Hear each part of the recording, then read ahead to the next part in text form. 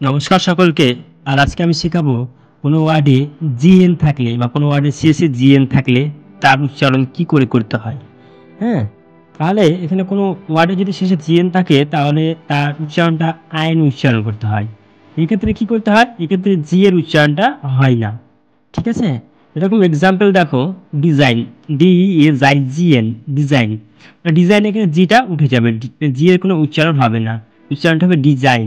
ঠিক আছে, অবশ্যই কিন্তু জি এর আগে আই হবে এবং পরে এন হবে।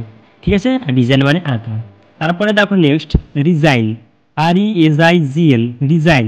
ডিজাইনও ঠিক জিটা উঠে গেল এবং উচ্চারণটা ডিজাইন হলো। ঠিক আছে, আর তারপরে অনেকে ভাববে যে ডিজাইনে গুরুকিজ আসছে, জি না, এটা কিন্তু এস এর উচ্চারণ, এস এর উচ্চারণ গুরুকিজ আসে। ডিজাইন মানে কি, পদত্যাগ।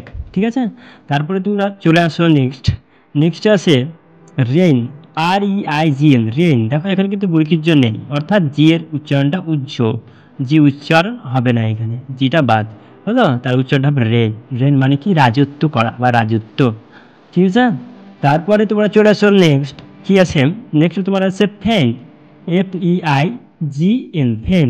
এখানে জি এর উচ্চারণটা কি হবে, তা তো হবে না। তাহলে ফেন মানে কি, ফেন মানে হচ্ছে উদ্ভাবন করা। এই ধরনের উচ্চারণমূলক ভিডিও দেখতে আমার চ্যানেলটি সাবস্ক্রাইব করে রাখুন, কেমন।